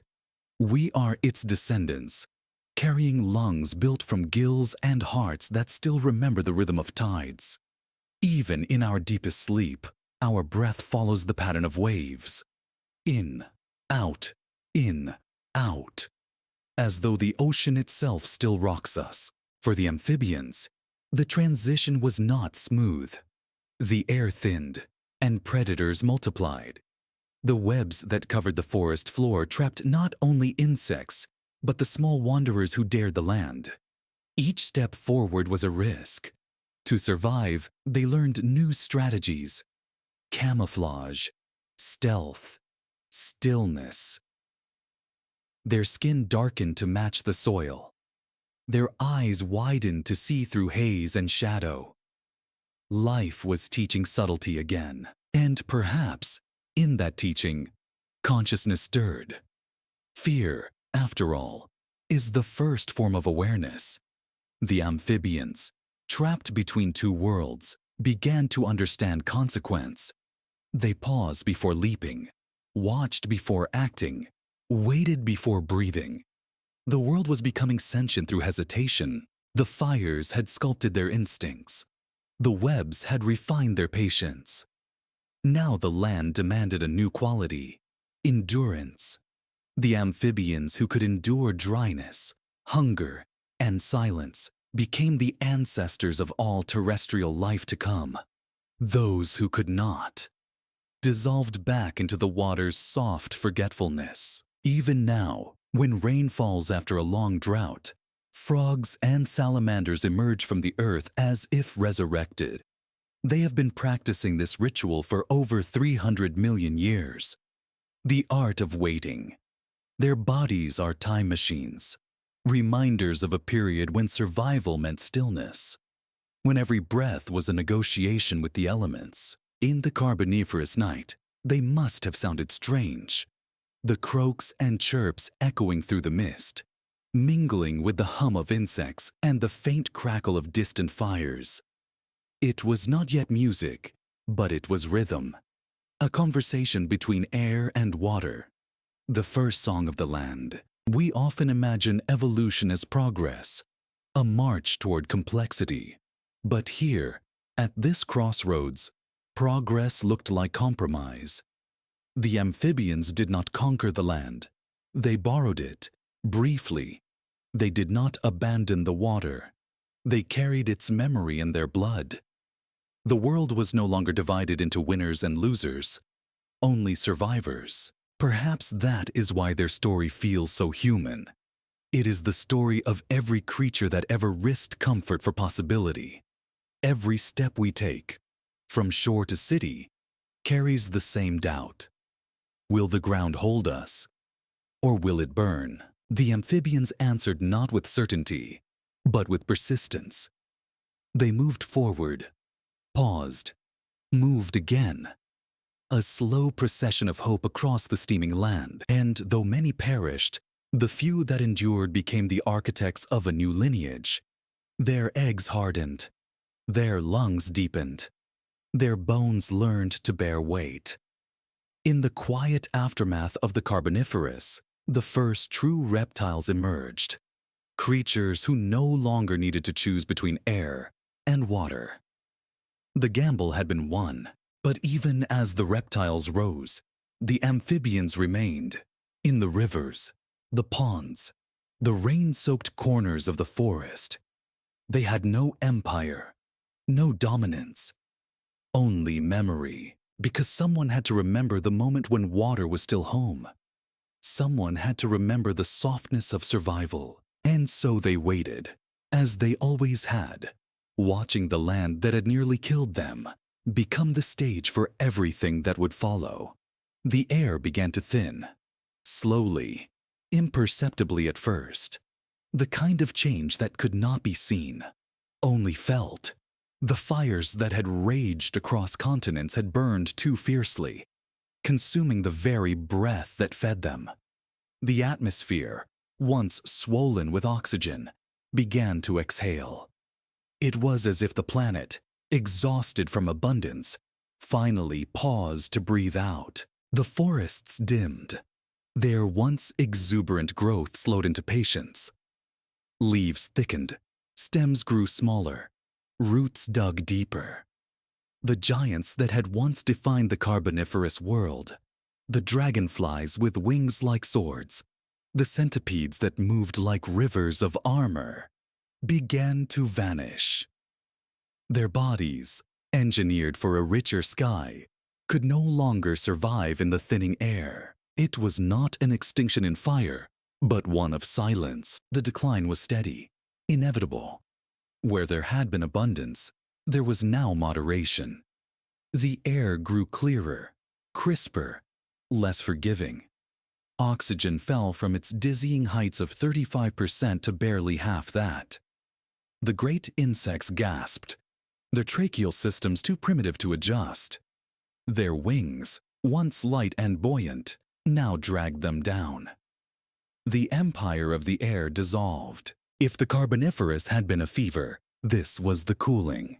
The world sobered. Imagine the change through the eyes of a survivor. An amphibian, perhaps, resting at the edge of a shrinking pond. The world no longer shimmered with the same dense haze. The sky above seemed wider, emptier. The sounds of the forest had softened. The constant buzz of wings, the clicking of chitin, the hissing of respiration, all faded. What remained was the sound of water dripping from leaf to leaf, the occasional croak or ripple, the quiet murmur of decay. For millions of years, the Earth had lived in excess, its atmosphere a golden overdose. Now, it learned the art of scarcity, and from that scarcity, balance began to return. The air's thinning did not only reduce size, it reshaped possibility. The creatures that endured had to become efficient, deliberate, inwardly strong rather than outwardly vast. Bodies became compact, lungs deepened, blood grew more adept at carrying what little oxygen remained. The amphibians had started this adaptation in desperation, but now their descendants, the first reptiles, carried it further. Their lungs were stronger, their hearts divided into chambers. They no longer relied on the mercy of moisture to live. Life had crossed another invisible line. The thinning of the atmosphere also calmed the planet's chemistry. Fires grew rarer. The forests, once kindling waiting for ignition, settled into resilience. Ferns gave way to seed-bearing plants, better suited to the drier air. The canopy opened. Sunlight returned to the ground for the first time in ages. The Earth, after centuries of shadow and smoke, was bright again. But brightness can be lonely. The abundance of the Carboniferous had created an orchestra, every layer of the world vibrating with life. The silence that followed was disorienting. Fossil evidence shows a sudden drop in biodiversity, a sharp narrowing of ecosystems. Many species simply disappeared, leaving no successors. Entire forests turned to swamps, their roots drowning in the waterlogged earth they once ruled. And yet, out of this stillness, the first true reptiles took their breath. They were small at first, little more than lizards the size of a hand, their scales fine, their limbs sturdy. But within those bodies lay the blueprint of conquest. They had done what no creature before them had managed. They carried the ocean inside themselves. Their eggs, sealed in thin, leathery shells, protected their young from drying out. No longer did they have to return to the water to reproduce. The ocean had been internalized. It is one of the quietest revolutions in natural history, and one of the most profound. The amphibians had gambled with survival. The reptiles had rewritten the rules. The thinning air, the cooling climate, the dying giants, all had conspired to make this possible. The collapse of one world had cleared space for another. Still, the old memory lingered. The reptiles may have been free of water, but they carried its rhythm within. Their blood still flowed with salts echoing the sea. Their hearts beat in tidal pulses. They were, in essence, walking oceans wrapped in skin. The earth, too, carried memory. Beneath the new forests lay the black veins of coal, compressed echoes of the Carboniferous abundance. Every ember of that coal, millions of years later, would whisper the same story. That breath, in excess, can burn. The balance between oxygen and life is fragile, always on the edge of collapse. In the quiet after the giant's fall, the planet became introspective. The sky was no longer a theater of flame, but a vault of soft blue. The storms calmed. Rain fell in gentler rhythms. The fires had not destroyed the world. They had taught it moderation, and moderation gave birth to endurance. The amphibians, though overshadowed now by their reptilian kin, continued to haunt the swamps and rivers. They were living fossils, guardians of the threshold. Their eyes, unblinking and eternal, watched as the reptiles spread. Over roots, across plains, up rocks still wet with morning dew. In this new era, speed replaced size. Agility replaced armor. Adaptation became subtle. The world no longer rewarded excess. It rewarded balance. And yet, balance has its own dangers. Stability can harden into stasis. What begins as equilibrium can end as stillness. The thinning air, while merciful to flame, also slowed the planet's metabolism. Life moved more slowly. The forests no longer pulsed with fevered growth. The sky, once a green cauldron of fire and breath, became something almost serene. But serenity in nature is never permanent. Beneath the surface, tectonic forces stirred. Continents drifted. Mountains rose. Climates cooled. The world was preparing for another change. Colder, harsher, more demanding. For the creatures that survived, adaptation would now mean endurance through scarcity, not indulgence in abundance. The great oxygen era was over. The age of patience had begun. Still, if one stood then at the edge of a carboniferous swamp in its final years, watching mist coil through the dying ferns, hearing the faint splash of an amphibian retreating into black water, it would have felt as though the world itself were sighing. The air, once thick enough to burn, was finally light enough to breathe. The fires had quieted. The sky had softened. And yet, even in that peace, the memory of the old world lingered. The way every breeze still smelled faintly of ash. The way every pool still reflected the silhouettes of giants that no longer existed. Perhaps that is the true meaning of collapse. Not destruction, but remembering how to live smaller. For a time, Earth did just that. Inhaling less, exhaling slower, holding its breath between epochs. And somewhere beneath that gentler air, a new kind of creature opened its eyes, unaware that it was breathing the inheritance of fire.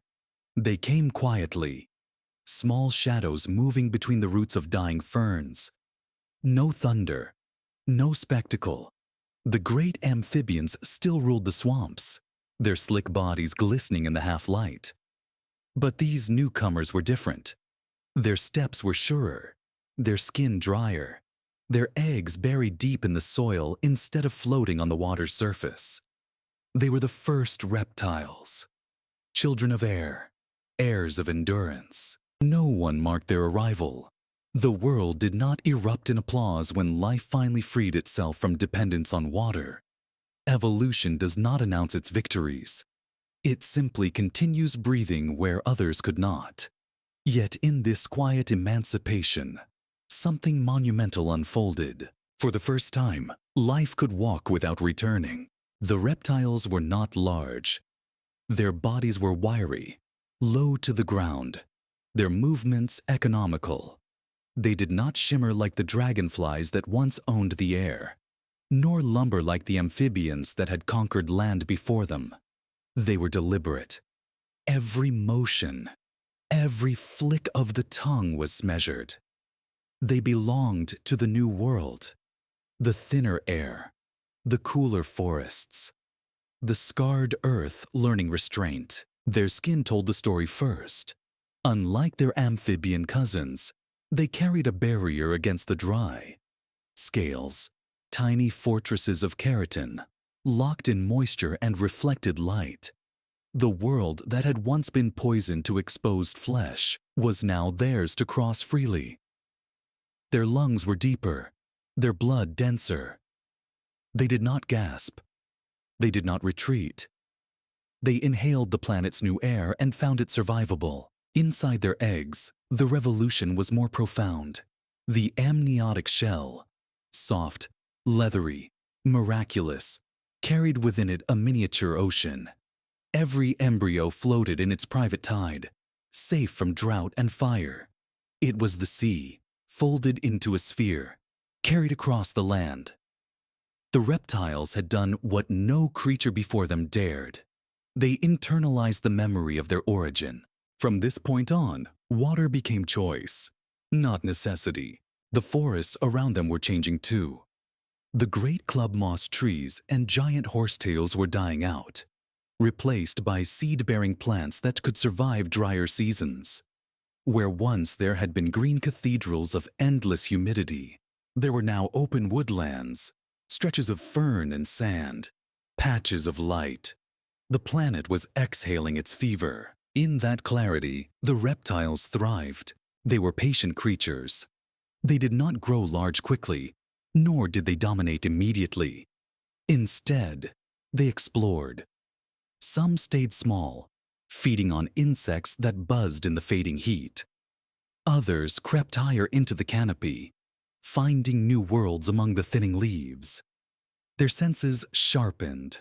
Their eyes, shielded by lids instead of membranes, could focus on distance, a luxury no amphibian possessed. They could see the horizon. They could imagine crossing it. And they did. Fossils show their trails etched across the silt of ancient floodplains. Narrow lines of claws and bellies, wandering far from the nearest pond. Each print a declaration. We no longer belong to the water. The planet itself seemed to recognize this transformation. With the rise of reptiles came a shift in tone, the hush after the long fever of the Carboniferous. The fires still smoldered in places, but they no longer ruled. The air was lean, measured. The earth had learned moderation, and life followed its rhythm. Yet with freedom came loneliness. The reptiles had left behind the communal hum of the swamps, the chorus of amphibian songs, the slow dance of water and breath. The dry land was vast and quiet. Nights were cold. Days were sharp with light. There was no comfort here, only space. Perhaps that is the price of freedom. To walk farther than anyone before you, and to realize how empty the world can be. They filled that emptiness with adaptation. Their hearts grew stronger, divided to pump blood with precision. Their legs tucked beneath their bodies instead of sprawling outward, allowing faster movement. Their tongues became instruments of perception, tasting the air, sensing invisible trails. For the first time, a creature could track scent through wind, read the invisible. The amphibians watched from the margins. From the safety of the water, they still trusted. To them, the reptiles must have looked like miracles, or traitors, creatures that no longer glistened, that no longer needed to cool their skin in the dark pools of memory. The world had split again as it always does. Those who stayed, and those who left. But the reptiles did not forget. Within their blood lingered the echo of tides, the salt of ancient seas. Every heartbeat was still a wave. Every cell still carried the rhythm of submersion. The difference was not in what they were, but in what they could endure. And endurance was what the world now demanded. As the Carboniferous drew to its quiet close, the air continued to thin. The fires grew infrequent. Seasons sharpened. Longer droughts, colder rains. The land hardened into continents we would one day recognize. Swamps retreated toward the equator. Rivers deepened into channels, carving the first floodplains. The reptiles followed those rivers. They explored deltas, dunes, rocky uplands. They laid eggs in sand that had never known life. They carried the experiment of the Carboniferous into the next act of Earth's history. The Permian, the age of drought, wind, and expansion. But before they left, the world offered one final moment of beauty. The last of the great Carboniferous forests, though scarred, stood tall in the cool twilight. Their branches shimmered with dew, and between them, small reptiles climbed, their scales catching the light like glass. For a few million years, coexistence persisted. Water and land, amphibian and reptile, old and new. It was a fragile peace, and fragile things never last. Over time, the reptiles would multiply, diversifying into forms unimaginable. Massive herbivores, swift predators, creatures that would reclaim the air once lost to the dragonflies. They would inherit not only the land, but the ambition of the planet itself, the endless urge to reach, to leave the water, to rise. And yet, no matter how far they roamed, no matter what they became, from scaled wanderers to dinosaurs to the feathered descendants that still sing in our skies, they would all carry a single truth in their blood. Freedom is never free of memory. The amphibians remained as witnesses, tucked in the shadow of streams, their throats pulsing with quiet songs. They did not envy the reptiles. They had learned a different wisdom, that not every escape is progress, and not every evolution is gain. While the reptiles raced across new horizons, the amphibians continued to wait by the water's edge, repeating the same ancient mantra with every ripple. Remember where you began. Perhaps the world itself felt the same. The fires may have gone, the skies may have cleared, but beneath the surface, water still flowed, still whispered. The land might belong to the reptiles now, but the heart of the planet remained fluid, because even as the first reptiles rose, the earth knew something they did not. Every ascent is temporary. The air that sustains will one day thin again. The ground that promises safety will one day crumble. The story always circles back to water, but for now, under the cool wind of a new world, they basked in the dim light, small, silent, unaware that they were the beginning of an empire. Their shells, still damp with the memory of oceans, gleamed in the sun. Their hearts beat in rhythm with a calmer planet. And the earth, for the first time in a long while, breathed evenly again.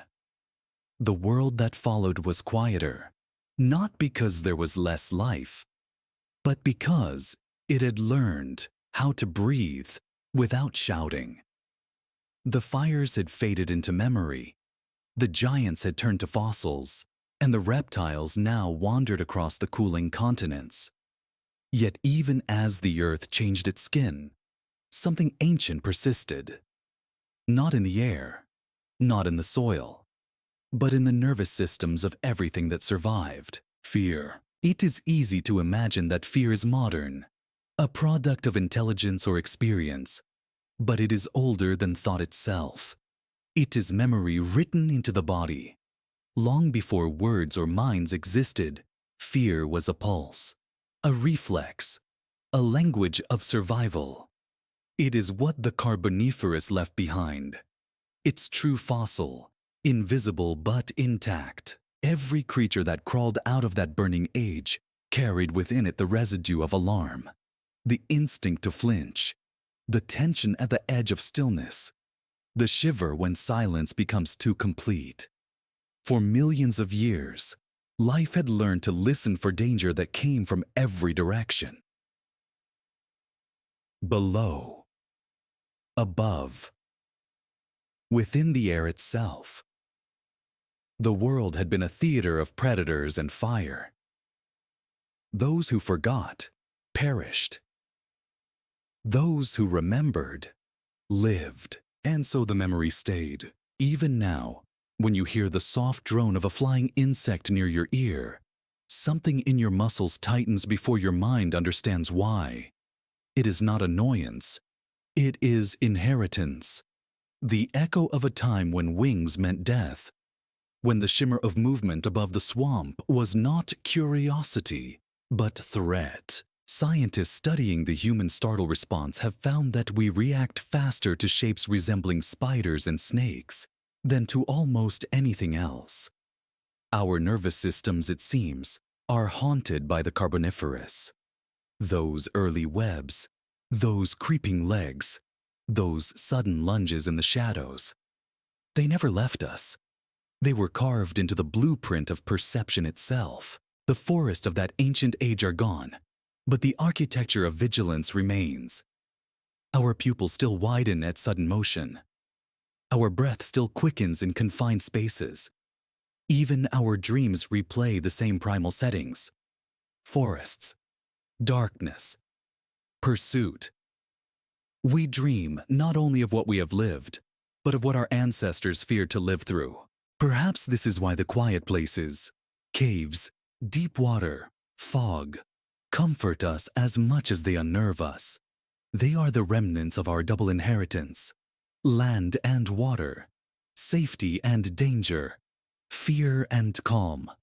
We are creatures divided by memory, built from both terror and its refuge. After the Carboniferous collapse, life diversified into forms less extravagant but more cunning. Reptiles spread, amphibians retreated, insects adapted. But alongside evolution of body came evolution of awareness. The first glimmers of caution, curiosity, even planning. The world had taught that to survive, one must remember. And in that remembering, a shadow of consciousness flickered. It began with hesitation, to pause before leaping, to test the air before breathing deeply, to watch the horizon and sense pattern. Fear, when paired with attention, became foresight, and foresight became the seed of intelligence. The Carboniferous may have burned its forest to ash, but from that ash came the nervous system's architecture of thought. In a way, every mind is a continuation of that experiment, a self-aware echo of danger.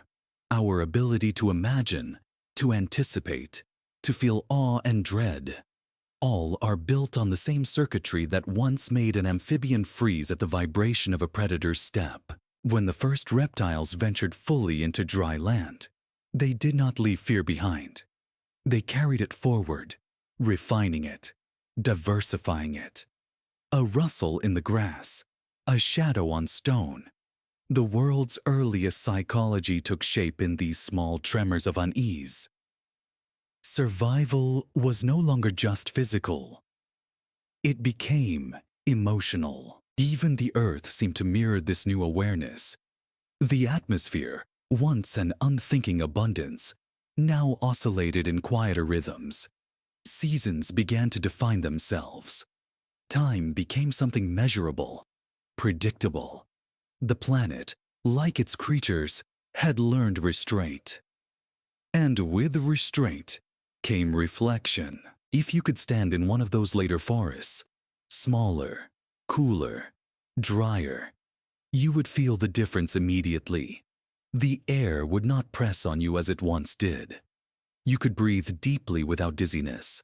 The ground would hold your weight. The sounds, though sparse, would feel precise. The chirp of an insect, the croak of an amphibian, the rustle of a scaled body moving through leaves. Each sound would matter. Nothing was wasted. Yet even in this calm, the ghosts of the Carboniferous lingered. Fossilized wings preserved in stone, vast seams of coal beneath your feet, reminders of what excess can do. The land itself remembered, and through it, so did life.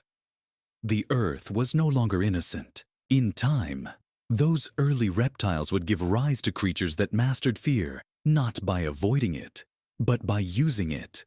Predators learned to weaponize the tension in their prey, stalking, waiting, letting imagination do the work. Fear had evolved into strategy. The balance between hunter and hunted became psychological long before brains were capable of thought as we know it. And then, there were the nights. When the fires were gone and the stars returned, the world discovered darkness again. True darkness, the kind that could swallow sound.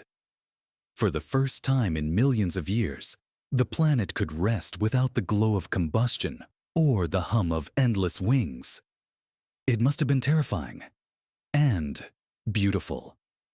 The creatures that dared to move in that darkness became the ancestors of all nocturnal life.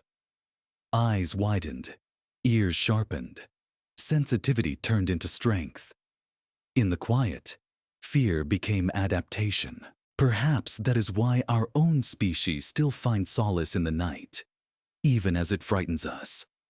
We close our eyes, surrendering to a darkness older than light, and feel the same trembling mixture of safety and danger that shaped our evolution. Sleep is, in its way, a return. A nightly rehearsal of retreat into that ancient, protective stillness. If the Carboniferous was a fever, then what followed was recovery. The long convalescence of a world learning to live with its scars. The air had cooled. The earth had matured. But fear remained, as all lessons do when they've been paid for in extinction. Every creature alive today is the sum of that history. The wariness of a bird before flight, the quick glance of a deer, the goosebumps that rise on your arms in silence. They are carboniferous reflexes, echoes of a time when the air could burn and the land could move. We are, all of us, descendants of survivors who learned to listen. And somewhere deep in our quietest moments, when the world goes still, when the hum of machines fades, when the only sound is your own breathing, the echo returns, the whisper of wings, the pulse of distant thunder, the sense that the air around you is alive. It is not imagination, it is memory, because the Carboniferous never truly ended. It folded itself into every heartbeat, every instinct, every dream. It is the part of us that tenses before reason, that remembers danger without cause, that still feels small beneath the unseen weight of the atmosphere. That echo, the faint trembling that never leaves, is not weakness. It is how life remembers its first lessons. That abundance can burn, that silence can save, and that fear, once survived, becomes wisdom. The earth is older now. The fever has long cooled. The forests have changed their names, and the air we breathe no longer glows with oxygen's delirium. But the Carboniferous never vanished. It sleeps beneath our feet, in seams of black coal, in the ghosted veins of fossilized roots, in the molecular memories we carry inside our blood.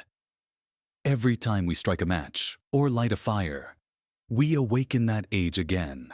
The giants may be gone, but their breath still burns. When you hold a flame, you are burning forests that have not seen light for 300 million years. Each spark is a whisper from that world of overgrown lungs and restless air, a reminder of how abundance turned to fire, how creation and destruction became indistinguishable. The warmth that touches your skin tonight once belonged to dragonflies and ferns, to swamps that drowned and burned and lived again. In that way, the Carboniferous never truly ended. It only changed state. It became potential, stored in stone, waiting for us to rediscover it. And when we did, we began to repeat its story. Coal, oil, gas, the relics of that age became the heartbeat of our own. We mined the silence of ancient swamps and turned it into motion, into industry, into noise.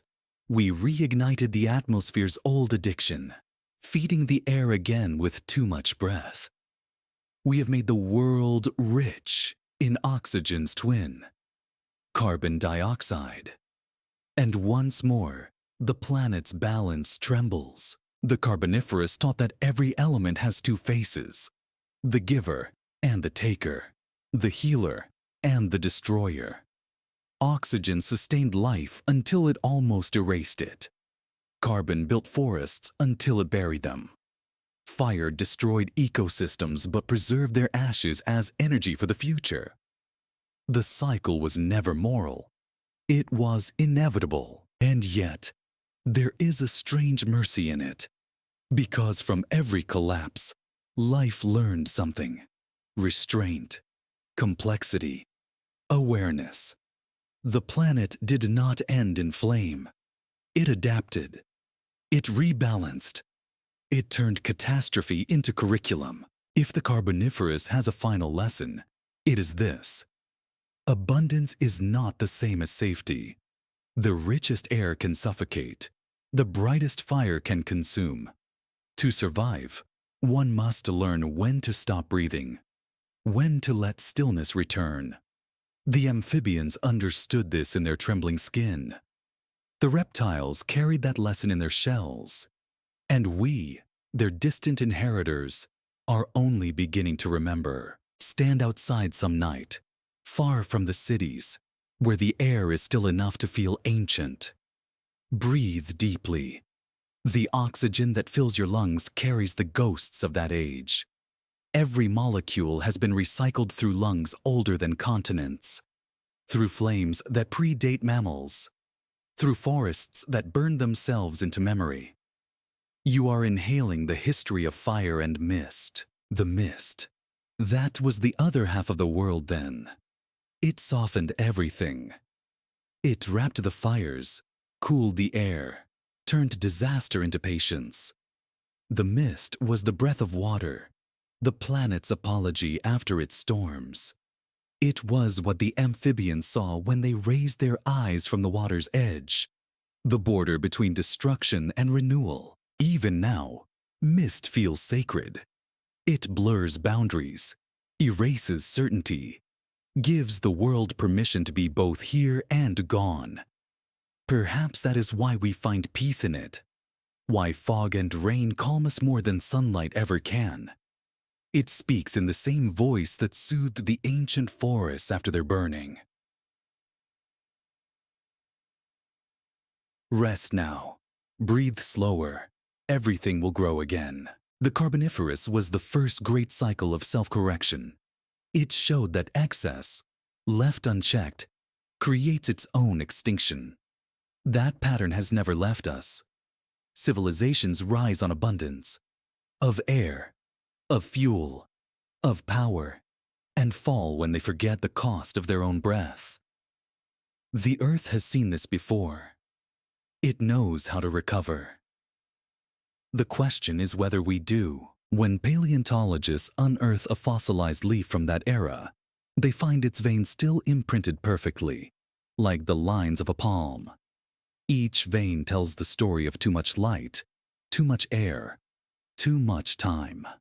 The pattern is beautiful and tragic, the geometry of suffocation, disguised as growth.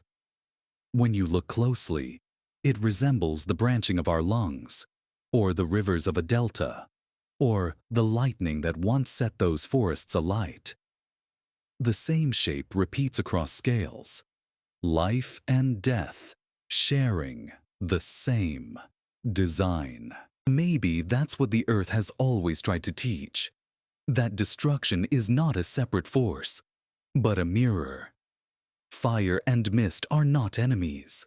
They are continuations of each other, the inhale and exhale of the planet's lungs, and so the story ends not with extinction, but with reflection.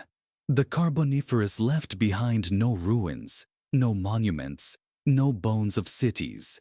Its legacy is elemental, trapped in chemistry, in rhythm, in memory. It became the architecture of breath itself. The air you breathe tonight is thinner because the world once burned too brightly. The oceans are calm because they once boiled. The forests are humble because their ancestors were not. When we look up at the stars and wonder about other worlds, whether they too breathe, burn, and forget, we are asking the same question the Earth asked of itself in that ancient epoch. How much life can a planet hold before it must relearn stillness? Perhaps that is why sleep comes easier when we think of these things. Because the story of the Carboniferous is also the story of rest, of a world that pushed too far and then laid down in the dark to heal. When you close your eyes at night, you are joining that rhythm. The pulse slows. The fires dim. The mist returns.